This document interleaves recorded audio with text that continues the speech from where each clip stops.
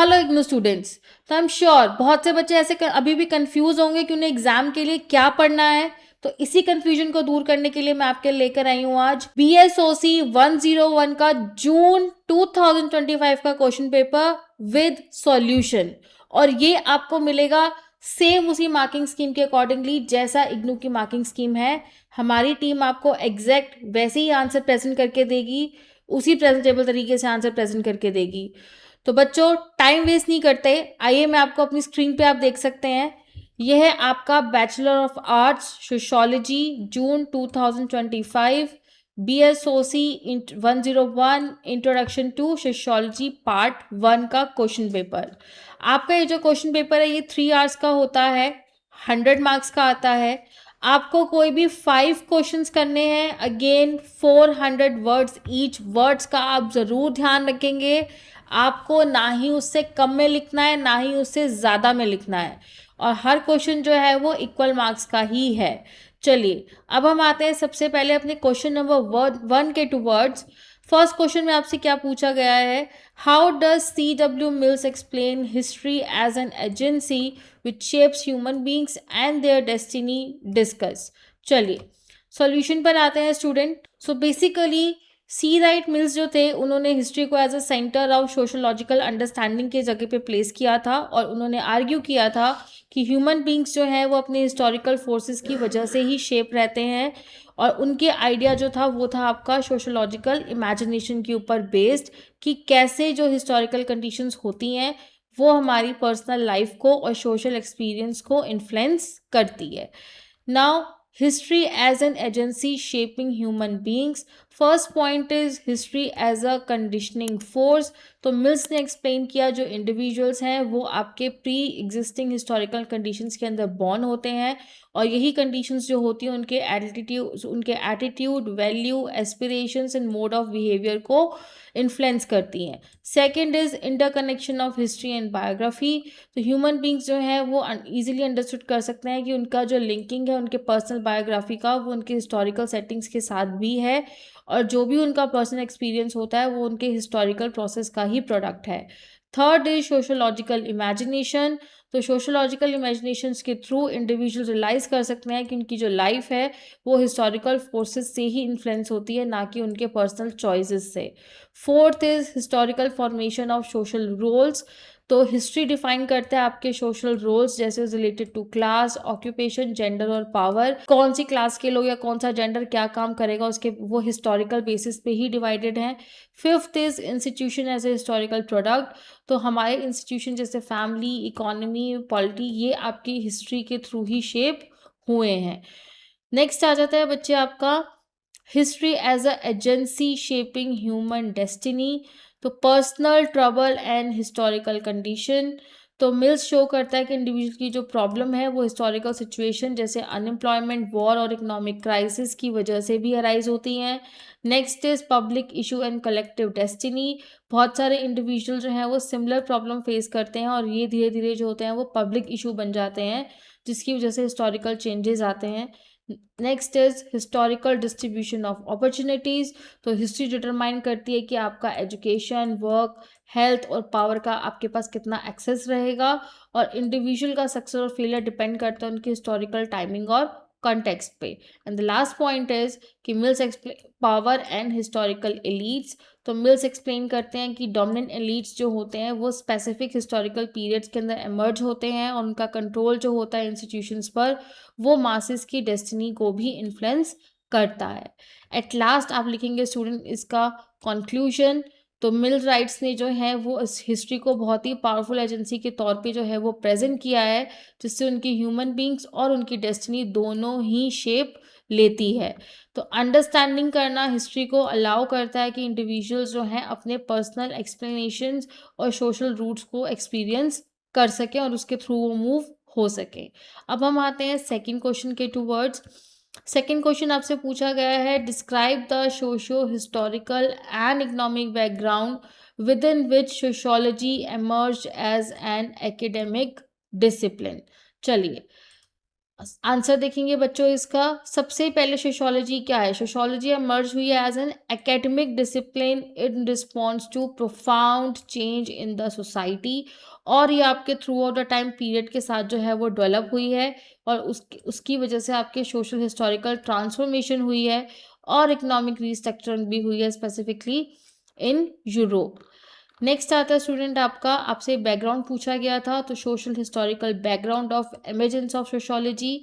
तो first is impact of the enlightenment. तो enlightenment जो क्या करती है, एनकरेज करती है रीजन को, आपकी साइंटिफिक थिंकिंग को और क्वेश्चनिंग ऑफ ट्रेडिशन को। Second is decline of traditional authority. तो अथॉरिटी ऑफ रिलीजन और मनाक जो है वो वीकन हो गया है, और जिसकी वजह से लोग जो है वो ज़्यादा सेकुलर और साइंटिफिक एक्सप्लेनेशन जो है वो सोशल ऑर्डर से डिमांड करते हैं। Third is French revolution. तो फ्रेंच रेवोल्यूशन जो है वो रेडिकल चेंजेस लेकर आया पॉलिटिकल सोशल स्ट्रक्चर के अंदर। लिबर्टी, इक्वालिटी, फ्रेटर्निटी जैसे चैलेंजेस जो है हायरार्कीज को, आइडियाज़ को, उनको फेस करना पड़ा। Fourth is social disorder and instability. तो जो भी आपके पॉलिटिकल इतने चेंजेस हुए इतने रैपिडली, तो उसकी वजह से क्योस, कॉन्फ्लिक्ट और अनसर्टेनिटी जो थी वो इंक्रीज हुई। Fifth is transformation of social institution. तो जितने भी आपके ट्रेडिशनल इंस्टीट्यूशंस हैं, जैसे आपका फैमिली, चर्च, कम्युनिटी, वो डिस्टर्ब हुए और एक न्यू सोशल ऑर्गेनाइजेशन जो थी वो इमर्ज हुई। नेक्स्ट इज आता है आपका बच्चों economic background. Next is students economic background of emergence of sociology. First point is the industry revolution. Industrialization जो था वो ट्रांसफॉर्म हुआ सोसाइटी से इंडस्ट्रियल वंस के अंदर, और लार्ज स्केल फैक्ट्रीज जो थी उन्होंने हाउस होल्ड प्रोडक्शन को रिप्लेस कर दिया। देन आया आपका अर्बनाइजेशन। तो इंडस्ट्रीज की वजह से रैपिड अर्बनाइजेशन जो था वो ग्रोथ हुआ, सिटीज एक्सपैंड हुई, ओवर क्राउडिंग हुई और लिविंग कंडीशंस और पुअर हुई। Emergence of new social classes. तो इंडस्ट्रियल की वजह से एक नई क्लास, जैसे आपका वर्किंग क्लास जो है या मिडिल क्लास जिसको हम बोल सकते हैं, वो इमर्ज हुई, और जिसकी वजह से जो थे आपके कुछ एक मेजर सोशल इश्यूज से रिलेटेड कॉन्फ्लिक्ट्स जो थे वो स्टार्ट हुए। Next is change in work and labour. तो ट्रेडिशनल फॉर्म ऑफ वर्क जो था वो धीरे धीरे डिक्लाइन हुआ। Veg labour, long working hours और एक्सप्लॉयटेशन जो था वो बहुत ज़्यादा वाइड स्प्रेड होना स्टार्ट हो गया। And the last point is need for social reforms in planning. तो इकोनॉमिक इंस्टेबिलिटी की वजह से जो आपकी पॉलिसीज थी, स्पेसिफिकली सोशल पॉलिसीज जो थी, उनकी डिमांड होना स्टार्ट हुई। तो बेसिकली जो सोशियोलॉजी है वो आपकी बहुत ही कॉम्प्लेक्स सोशल, हिस्टोरिकल और इकोनॉमिक बैकग्राउंड की वजह से आया। उसकी वजह से रेवोल्यूशन, इंडस्ट्रियलाइजेशन और सोशल चेंजेस भी आए। चलिए अब हम आते हैं बच्चों अपने थर्ड क्वेश्चन के टूवर्ड्स। आप देख सकते हैं हमारी टीम ने आपको जो भी आंसर प्रोवाइड कर रहे हैं वो बिल्कुल पॉइंट फॉर्म में है, ताकि आपको समझने में भी कोई प्रॉब्लम ना हो और आप इजीली उसको अंडरस्टैंड कर सकें। लैंग्वेज भी बहुत जो है वो बिल्कुल इजी लिखी गई है आपके लिए, ताकि आप उसको इजीली समझ सकें। आपको एग्जाम में स्टूडेंट इसी तरीके से ही प्रेजेंटेबल वे में ही आंसर प्रेजेंट कर कर आने हैं पॉइंट फॉर्म में। मेक श्योर कि आप जितना पॉइंट फॉर्म में आंसर्स लिखेंगे, आपके स्कोरिंग होने के आपके मार्क्स ज़्यादा स्कोर करने के चांसेस जो होते हैं वो बढ़ जाते हैं, rather then in the paragraph. चलिए अब हम आते हैं अपने थर्ड क्वेश्चन पर। Discuss the relationship between sociology and anthropology. चलिए आंसर देखेंगे स्टूडेंट हम। तो सोशियोलॉजी और एंथ्रोपोलॉजी जो है वो क्लोजली रिलेटेड हैं, और उनका जो मेन कंसर्न है वो ह्यूमन सोसाइटी और सोशल लाइफ को स्टडी करने के लिए है। दोनों ही जो है वो आपके सोशल रिलेशनशिप्स को अंडरस्टैंड करना, institution, culture, pattern of human behaviour को अंडरस्टैंड करने के लिए ही बने हुए हैं। अब आता है बच्चे आपका जो हमसे क्वेश्चन में पूछा गया था, nature of relationship between sociology and anthropology. तो first is common concern with the society. दोनों ही society, social relationship and social institution को स्टडी करते हैं, और उनका जो मेन कंसर्न होता है वो होता है कि ह्यूमन बींग साथ में कैसे रह सकते हैं। Second is difference in subject matter. तो सोशियोलॉजी जो है वो फोकस करती है मॉडर्न, इंडस्ट्रियल और अर्बन सोसाइटीज़ पर, और एंथ्रोपोलॉजी है वो उसका मेन कंसर्न होता है प्रिमिटिव, ट्राइबल और नॉन लिटरेट सोसाइटी पर। Third point is focus on culture. Anthropology जो है वो प्राइमरी इंपॉर्टेंस देती है कल्चर, कस्टम, ट्रेडिशन और बिलीफ को, और सोशियोलॉजी जो है वो कल्चर के साथ साथ उसका क्या एम्फेसिस आता है सोशल स्ट्रक्चर पे उसको भी स्टडी करता है। Fourth is difference in scope, तो सोशल स्टडीज़ जो है वो लार्ज स्केल सोशल इंस्टीट्यूशन जैसे आपका फैमिली, स्टेट, रिलीजन और इकोनॉमी को स्टडी करता है।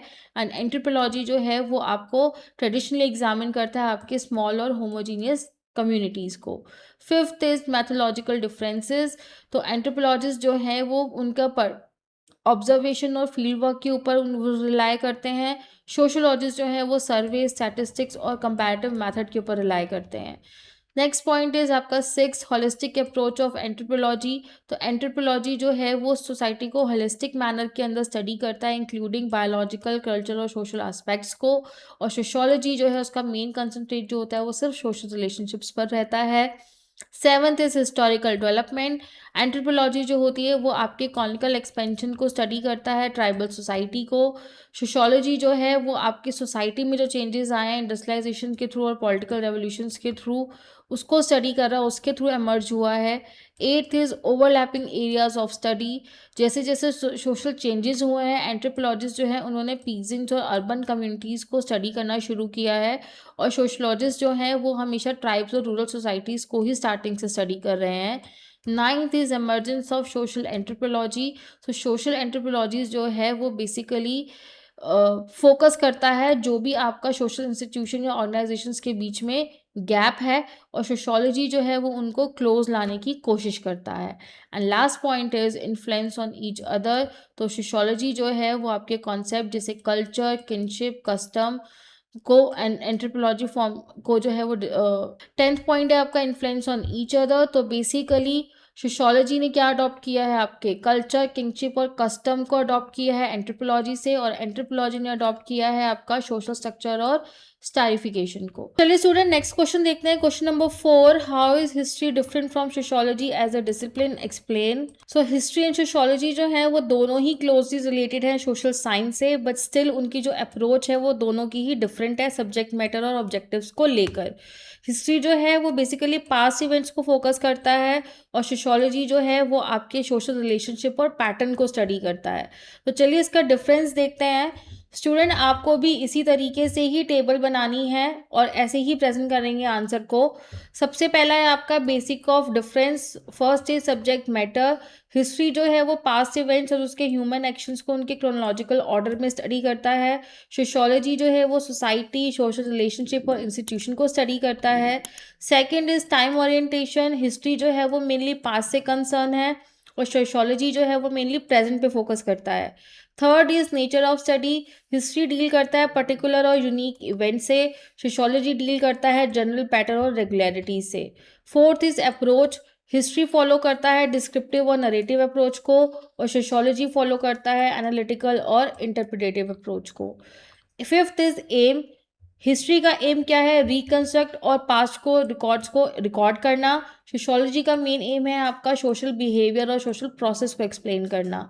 यूज ऑफ कॉन्सेप्ट, हिस्ट्री जो है वो लिमिटेड कॉन्सेप्चुअल को जनरलाइज करता है, सोशियोलॉजी जो है वो सिस्टमैटिक कॉन्सेप्ट जैसे सोशल स्ट्रक्चर, रोल, स्टेटस और इंस्टीट्यूशन को यूज करता है। Seventh is method of study, history rely करती है डॉक्यूमेंट, रिकॉर्ड और हिस्टोरिकल सोर्सेज पर, सोशियोलॉजी करता है सर्वेज, ऑब्जर्वेशन, स्टैटिस्टिक्स और कंपैरिजन को use.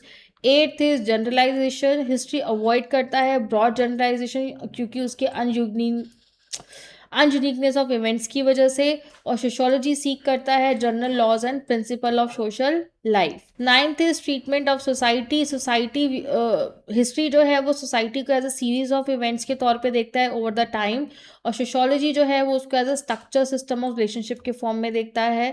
Tenth is predictive capacity, history जो है उसका एम प्रिडिक्शन के ऊपर बेस नहीं होता, सोशियोलॉजी जो है वो लिमिटेड प्रिडिक्शन करता है। 11th is perspective of on change, history explain करता है कि कैसे चेंजेस पास्ट के अंदर हुए, और सोशियोलॉजी एक्सप्लेन करता है कि वो क्यों और कैसे हुए। 12th is nature of explanation, तो हिस्ट्री जो है वो इवेंट स्पेसिफिक एक्सप्लेनेशन देता है, और सोशियोलॉजी एक्सप्लेन करता है थ्योरेटिकल और रैशनल को। लास्ट में हम बच्चों लिखेंगे उसका कंक्लूजन। चलिए अब हम आते हैं नेक्स्ट क्वेश्चन पर। नेक्स्ट है आपका discuss the relationship between culture and civilization. चलिए इसका आंसर देखेंगे स्टूडेंट। आप देख सकते हैं कि हर आंसर में ना बच्चों हमने आपको एंड में ना एक मेमोरी हेल्प भी दिया हुआ है, तो ये बेसिकली आपको आंसर को रिकॉल करने के अंदर हेल्प करेगा और उसको लर्न करने में हेल्प करेगा। चलिए अब हम फिफ्थ का आंसर देखते हैं। हमें कल्चर एंड सिविलाइजेशन में रिलेशनशिप को डिस्कस करना है। तो बेसिकली आपका कल्चर और सिविलाइजेशन जो है वो फंडामेंटल कॉन्सेप्ट हैं ह्यूमन सोसाइटी को अंडरस्टैंड करने के लिए। सिविलाइजेशन जो है वो एडवांस स्टेज है सोशल डेवलपमेंट का, जिसमें आपके मटेरियल प्रोग्रेस, टेक्नोलॉजी और ऑर्गेनाइज सोशल लाइफ को स्टडी किया जाता है। तो सबसे पहले आते हैं हम कल्चर, उसके मीनिंग और करेक्टरिस्टिक्स पर। तो कल्चर क्या है? Is a way of life. तो कल्चर रिप्रेजेंट करता है कि लोगों की लाइफ को, उसमें उनके custom, tradition, belief, language, values और नॉर्म्स जो हैं उनको गाइड किया जाता है कि वो कैसे ह्यूमन बिहेवियर जो है वो उनके ह्यूमन बिहेवियर को गाइड करता है। Second is non material nature of culture. Culture जो है वो नॉन मटेरियल है, ये एग्जिस्ट करता है आइडियाज़, एटीट्यूड, मोरल्स और वैल्यूज़ के अंदर, जो आपके सोशल कंडक्ट को शेप करता है।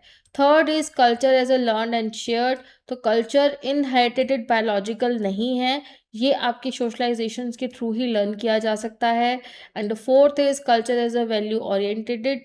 तो कल्चर कंसर्न करता है आपके आइडल्स के राइट और रॉन्ग को, गुड और बैड को, और ये आपके ह्यूमन एक्शंस को पर्पस देता है। नेक्स्ट आता है स्टूडेंट सिविलाइजेशन मीनिंग एंड उसके करेक्टरिस्टिक्स। तो सिविलाइजेशन क्या है? Is a advance stage of social development. Civilization represent करता है आपका कंडीशन ऑफ सोसाइटी को, जिसमें उनकी साइंटिफिक नॉलेज, ऑर्गेनाइजेशन और ऑर्गेनाइज इंस्टीट्यूशंस जो होते हैं उनके बारे में स्टडी होता है। Next is material aspect of social life. Civilization mainly associated है आपके मटेरियल अचीवमेंट, जैसे कि आपके टूल, टेक्नोलॉजी, बिल्डिंग, ट्रांसपोर्ट और कम्युनिकेशन से। Nine next point is external and organize nature. तो सिविलाइजेशन जो है वो एक्सटर्नल है टू इंडिविजुअल, और ये रिफ्लेक्ट होता है उनके social organisation, administration of law and governance में। नेक्स्ट आता है बच्चों आपका यूटिलिटी ओरिएंटेड करेक्टर। तो सिविलाइजेशन फोकस करता है आपके एफिशिएंसी, कंफर्ट और कंट्रोल ओवर नेचर, और उसका मेन एम होता है कि वो मटेरियल कंडीशन ऑफ लाइफ को इम्प्रूव कर सके। नेक्स्ट हमारा पॉइंट आता है स्टूडेंट आपका relationship between culture and civilisation. तो first is culture as the basis of civilisation. तो सिविलाइजेशन कल्चर से ही आया है। कल्चर वैल्यू और आइडल्स को डिटरमाइन करता है और वो सिविलाइजेशन अचीवमेंट्स को यूज करता है। Next is internal and external relationship. Culture represent करता है internal moral and intellectual life of society को, सिविलाइजेशन रिप्रेजेंट करता है एक्सटर्नल और मटेरियल एक्सप्रेशन को। Next point is mutual dependence. Civilization culture के बिना एग्जिस्ट नहीं कर सकता। कल्चर जो है वो एक्सप्रेशन किसके थ्रू कॉन्क्रीट करता है? सिविलाइजेशन के थ्रू। तो दोनों ही एक दूसरे को सपोर्ट करते हैं। Next is culture as superior to civilization. तो कल्चर को एज अ सुपीरियर माना जाता है क्योंकि वो एक मीनिंग प्रोवाइड करता है, पर्पस देता है, मॉरल गाइडेंस देता है सिविलाइजेशन के लिए। And the last point is balance social development. तो हार्मोनाइज डेवलपमेंट जो है वो सोसाइटी के लिए, उसके लिए ज़रूरी है कि कल्चर वैल्यूज़ और सिविलाइजेशन प्रोग्रेस के अंदर बैलेंस होना चाहिए। और एट लास्ट आपका कंक्लूजन कि कल्चर एंड सिविलाइजेशन दोनों ही सोशल लाइफ के इनसेपरेबल पार्ट हैं। कल्चर वैल्यू, मीनिंग और डायरेक्शन देता है, वहीं सिविलाइजेशन जो है वो मटेरियल टूल और ऑर्गेनाइज सिस्टम प्रोवाइड करती है। कल्चर जो है वो मैनिफेस्टेशन है कल्चर की, और कल्चर जो है वो सस्टेन करता है सिविलाइजेशन को। चलिए अब हम आते हैं नेक्स्ट क्वेश्चन के towards, question number 6। Question number 6 में आपसे पूछा गया discuss the factor of cultural change. तो कल्चरल चेंज के आपको फैक्टर्स बताने हैं। सबसे पहले आता है बच्चों आपके मीनिंग पर। तो कल्चर क्या है? कल्चर स्टैटिक नहीं है, डायनेमिक है, और ये ओवर द टाइम चेंज होता रहता है। कल्चर चेंज रेफर करता है आपका कि जो भी आपके बिलीफ, वैल्यूज, कस्टम, बिहेवियर और मटेरियल एस्पेक्ट्स के अंदर जो भी चेंजेस या ऑल्ट्रेशन उसके अंदर हो रहे हैं। अब आता है कि कौन कौन से ऐसे फैक्टर हैं जो रिस्पॉन्सिबल हैं आपके कल्चर चेंज के लिए। तो first is innovation. Innovation refer करता है आपके न्यू आइडियाज़ को क्रिएट करने में, ऑब्जेक्ट्स को या आप चीज़ों को किस तरीके से कर रहे हैं, इसमें आपके न्यू टूल्स, टेक्नोलॉजीज, बिलीव और सोशल प्रैक्टिसेस भी इन्वॉल्व होती हैं। Second is modification of existing cultural elements. तो कल्चर चेंज जो है वो तब होता है जब आपके एग्जिस्टिंग आइडियाज़ और प्रैक्टिसेस को हम मॉडिफाई या चेंज करते हैं और आपके ओल्ड कस्टम और ट्रेडिशंस जो हैं वो दोबारा से रीशेप किए जाते हैं। Third is cultural diffusion. तो कल्चर डिफ्यूजन जो है वो आपके कल्चरल ट्रेट के साथ स्प्रेड होता है एक सोसाइटी से दूसरी सोसाइटी के टूवर्ड्स, और ये कब अकर होता है? आपका कॉन्टैक्ट, कम्युनिकेशन, माइग्रेशन, ट्रेड और इंटरेक्शन के through. Fourth is diffusion of material culture. तो जितने भी आपके मटेरियल एलिमेंट हैं जैसे कि आपकी technology, machine, clothing style, food habit, ये आपकी सोसाइटी में बहुत ज़्यादा तरीके से बहुत जल्दी स्प्रेड होते हैं और ये एक विजिबल कल्चरल चेंजेस जो है वो लेकर आते हैं। Next is diffusion of non material culture. तो जितने भी आपके नॉन मटेरियल एलिमेंट्स हैं जैसे वैल्यू, बिलीफ एंड नॉर्म्स, ये स्लोली स्प्रेड होते हैं और रेजिस्टेंस टू सच चेंजेस जो होते हैं उससे कल्चरल टेंशन जो होती है वो आ सकती है। Sixth is cultural lag. तो कल्चरल लैग तब होता है जब आपका नॉन मटेरियल कल्चर जो है वो सेम पेस के साथ एडजस्ट होने में फेल हो जाता है और इस इम्बैलेंस की वजह से सोशल स्ट्रेस और माल एडजस्टमेंट भी हो सकती है। Next is एक्यूलरेशन। एक्यूलरेशन का मतलब होता है जो भी आपके चेंजेस आ रहे हैं दो कल्चर के बीच में, वो बेसिकली एक कॉन्टिन्यूस कॉन्टैक्ट की वजह से आ रहे हैं। एक कल्चर जो है मे बी पार्शली अडॉप्ट कर लेता है एलिमेंट्स को और दूसरा जो है वो अपने कोर फीचर्स को रिटेन कर ही रखता है। 8th point is assimilation. Assimilation एक प्रोसेस है जिसमें एक कल्चर जो है वो ग्रेजुअली दूसरे को ऑब्जर्व कर लेता है जिसकी वजह से उस कल्चर के ट्रेट्स जो होते हैं वीकर ग्रुप के वो डिसअपियर हो जाते हैं। 9th is contact between culture. तो जितना ज़्यादा इंटरेक्शंस होता है सोसाइटीज़ के बीच में उनसे लोग जो है वो एक्सपोज होते हैं न्यू लाइफस्टाइल, वैल्यूज़, प्रैक्टिस, और जिसकी वजह से कल्चर ट्रांसफॉर्मेशन होता है। And the last point is role of education. तो एजुकेशन जो है न्यू आइडियाज़, नॉलेज और वैल्यूज़ लेकर आता है और ये बहुत ही इंपॉर्टेंट रोल प्ले करता है कल्चरल चेंज को एनकरेज करने में। एट लास्ट आपका क्रिटिकल नोट एंड उसके बाद आपका कंक्लूजन। और कल्चरल चेंज किसकी वजह से आ रहा है? आपके मल्टीपल इंटरकनेक्टेड फैक्टर्स की वजह से, जैसा कि आपका innovation, diffusion, acceleration, technological advancement की वजह से। और ये जो फैक्टर्स होते हैं ये आपके मटेरियल और नॉन मटेरियल दोनों को ही रीशेप करते हैं। चलिए स्टूडेंट, अब हम बढ़ते हैं अपने नेक्स्ट क्वेश्चन की towards. Question number 7, describe the meaning of social groups and is basis of classification. चलिए बच्चों, सोशल ग्रुप क्या होता है? सोशल ग्रुप आपका एक फंडामेंटल यूनिट है सोशल लाइफ का और ये आपकी सोशोलॉजी का एक कोर कॉन्सेप्ट है। ह्यूमन बींग्स जो है वो उससे इंटरेक्ट करते हैं, अपनी नीड्स फुलफिल करते हैं विद इन देयर ग्रुप, और सोशोलॉजी जो है वो स्टडी करता है सोसाइटी को एनालिसिस करके, बिकॉज जो भी आपके सोशल बिहेवियर होते हैं वो मेंबर्स के आपस में इंटरेक्शन करने के साथ उनकी वजह से ही होते हैं। तो चलिए अब हम आते हैं मीनिंग ऑफ सोशल ग्रुप्स पे। तो सोशल ग्रुप का मीनिंग क्या है? सोशल ग्रुप में जब आपके दो से ज़्यादा इंडिविजुअल एक दूसरे के साथ इंटरेक्ट करते हैं और वो एक इंटरेक्शन, सेंस ऑफ बिलोंगिंगनेस और म्यूचुअल अवेयरनेस साथ में शेयर करते हैं।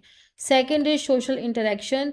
तो मेंबर्स होते हैं जो सोशल ग्रुप के वो एक दूसरे से कनेक्ट करते हैं रिपीटेडली और उनका एक मीनिंगफुल सोशल इंटरेक्शन रहता है। Third is self of we feeling. Social group जो है वो एक यूनिटी की फीलिंग जो होता है, वो सोशल ग्रुप जो है वो एक यूनिटी की फीलिंग को डेवलप करता है, बिलोंगिंगनेस लेकर आता है मेंबर्स के बीच में। Fourth is share interest and goals. तो मेंबर्स जो सोशल ग्रुप के होते हैं वो एक कॉमन इंटरेस्ट, ऑब्जेक्टिव और वैल्यू शेयर करते हैं और एक शेयर्ड एलिमेंट की वजह से एक सस्टेन ग्रुप ऑफ लाइफ बनाते हैं। नेक्स्ट आता है बच्चे आपका basis of classification of social group. किस किस के बेसिस पे हम ग्रुप्स का क्लासिफिकेशन करते हैं? First is primary and secondary groups. तो on the basis of intimacy and nature of relationship groups को हम प्राइमरी और सेकेंडरी ग्रुप में डिफाइन करते हैं। प्राइमरी ग्रुप स्मॉल और इंटीमेट होते हैं, सेकेंडरी ग्रुप जो होते हैं वो आपके पर्सनल और इम्पर्सनल और लार्ज होते हैं। Second is Gemeinschaft and Gesellschaft. तो ये जो क्लासिफिकेशन है सोशल रिलेशनशिप के नेचर के ऊपर डिपेंड करता है। जेमनी शाफ्ट रेफर करता है क्लोज और पर्सनल ट्रेडिशनल रिलेशनशिप को, जेसल शाफ्ट डोनेट करता है impersonal, contractual and goal oriented relations को। Next is in group and out group. Group जो है वो आपके सेंस ऑफ बिलोंगिंगनेस की वजह से क्लासीफाई किए जाते हैं। इन ग्रुप में वो लोग आते हैं जो लॉयल्टी फील करते हैं और आउट ग्रुप में जो उससे बिलोंग नहीं करते। Next is reference group. Reference group होता है जिसमें इंडिविजुअल जो है वो अपने स्टैंडर्ड को इवेल्युएट करते हैं उनके बिहेवियर, एटीट्यूड और एस्पिरेशंस के बेसिस पे कि वो मेंबर हैं या वो मेंबर नहीं है। Next is classification based on size. Group जो है वो क्लासीफाई होता है स्मॉल और large depending on number of members पर। साइज जो होता है वो इन्फ्लुएंस करता है इंटरेक्शन को, इंटीमेसी को और ऑर्गेनाइजेशंस को भी। एंड कंक्लूजन कि सोशल ग्रुप क्या है, एक एसेंशियल फ्रेमवर्क है जिसके थ्रू इंडिविजुअल जो होता है वो इंटरेक्ट करते हैं, पार्टिसिपेट करते हैं सोशल लाइफ के अंदर, और ग्रुप को हम कैरेक्टराइज करते हैं उनके इंटरेक्शन, शेयर्ड इंटरेस्ट और सेंस ऑफ बिलोंगिंगनेस से। और सोशलिस्ट जो है उसको क्लासीफाई करते हैं on the basis of such as intimacy, size, organization और सेंस ऑफ बिलोंगिंगनेस से। चलिए स्टूडेंट, अब हम आते हैं अपने लास्ट क्वेश्चन के टूवर्ड्स। लास्ट क्वेश्चन में आपसे पूछा गया है explain the main features of an association. Association के आपको फीचर्स बताने हैं। तो सबसे पहले एसोसिएशन होती क्या है? एसोसिएशन क्या है? एक इम्पॉर्टेंट फॉर्म है सोशल ग्रुप्स की, जो बेसिकली आपको मॉडर्न सोसाइटी के अंदर मिलती है। ह्यूमन बींग्स जो है उनका डाइवर्स इंटरेस्ट होता है, नीड्स होती है, जिसको वो इंडिविजुअली फुलफिल नहीं कर पाते, और उसको अचीव करने के लिए, स्पेसिफिक ऑब्जेक्टिव को अचीव करने के लिए वो अपने आप को ऑर्गेनाइज करते हैं एसोसिएशन की फॉर्म में। चलिए अब आते हैं बच्चों आपका features of an association. So first is association is a human group. तो एसोसिएशन जो है उसमें ग्रुप ऑफ इंडिविजुअल्स होते हैं जो सोशल रिलेशनशिप को मेंटेन करके रखते हैं एक दूसरे के साथ, और उनके मेयर एग्रीगेशन की वजह से वो एक association. Second is deliberate formation. तो एसोसिएशन जो है वो डेलिबरेटली फॉर्म की जाती है, और इंडिविजुअल्स जो हैं वो साथ में आते हैं, उनकी क्लियर अटेंशन होती है कि उनका एक कॉमन ऑब्जेक्टिव है जिसको फुलफिल करना चाहते हैं। थर्ड इज कॉमन इंटरेस्ट और ऑब्जेक्टिव। तो जो भी ऑर्गेनाइजेशन जो होती है वो ऑर्गेनाइज होती है एक स्पेसिफिक इंटरेस्ट और गोल्स के अराउंड ही। Fourth is organize structure. ये एक फॉर्मल ऑर्गेनाइजेशन स्ट्रक्चर है जिसमें रोल, स्टेटस, रिस्पॉन्सिबिलिटी जो होती है वो क्लियरली डिफाइन होती हैं। Fifth is rules and regulation. तो एसोसिएशन जो है वो सर्टेन रूल्स एंड रेगुलेशन के अकॉर्डिंगली फंक्शन करती है, और ये जो रूल्स होते हैं वो रेगुलेट करते हैं आपके मेंबर्स के बिहेवियर को। Sixth is voluntary membership. तो मेंबरशिप एसोसिएशन में वॉलेंट्री होती है, इंडिविजुअल जो होते हैं वो फ्री टू ज्वाइन और वो अपने इंटरेस्ट के अकॉर्डिंगली लीव भी कर सकते हैं। Next is cooperative spirit. Association members जो होते हैं एक दूसरे के साथ कोऑपरेट करते हैं ताकि वो शेयर ऑब्जेक्टिव जो है वो उसको अचीव कर सके। Eighth is association as an agency. तो एसोसिएशन जो है वो एज अ इलेक्टेड और अपॉइंटेड ऑफिशियल्स के थ्रू एक्ट करती है, और ये जो रिप्रेजेंटेटिव होते हैं वो अपनी एजेंसीज को कैरी आउट करते हैं ताकि वो कंपनी या एसोसिएशन के ऑब्जेक्टिव्स को फुलफिल कर सकें। Ninth is corporate character. Association जो है उसका एक कॉर्पोरेट करेक्टर है, उसकी अपनी प्रॉपर्टी, कलेक्टेड फंड और अपने कुछ राइट्स और ऑब्लिगेशंस होते हैं मेंबर्स के toward. Tenth is limited scope. Association जो है वो कुछ स्पेसिफिक इंटरेस्ट ऑफ इंडिविजुअल को ही फुलफिल करती है, वो सब मेंबर्स की नीड को सेटिस्फाई नहीं कर सकती। 11th durability. एसोसिएशन टेम्परेरी भी हो सकती है और परमानेंट भी हो सकती है, कुछ शॉर्ट ड्यूरेशन के लिए एग्जिस्ट होते हैं और कुछ लॉन्ग लास्टिंग और स्टेबल रहते हैं। The last point is legal recognition. तो बहुत सी ऐसी एसोसिएशन हैं जो लीगल रिकग्निशन इंजॉय करती हैं और जो एक कॉन्टिन्यूटी जो होती है वो सोशल लाइफ को प्रोवाइड करती हैं। तो स्टूडेंट, BSOC 101 जून 2025 का क्वेश्चन पेपर एंड उसका सॉल्यूशन। आप लास्ट 5 ईयर के सॉल्यूशंस के लिए हमारी टीम उन्नति एजुकेशन को कांटेक्ट कर सकते हैं, और लेटेस्ट अपडेट के लिए हमारे चैनल उन्नति एजुकेशन को सब्सक्राइब करना बिल्कुल भी मत भूलना, और बेल नोटिफिकेशन को ज़रूर ऑन कर लेना ताकि आपकी कोई भी इंपॉर्टेंट अपडेट जो है वो मिस ना हो।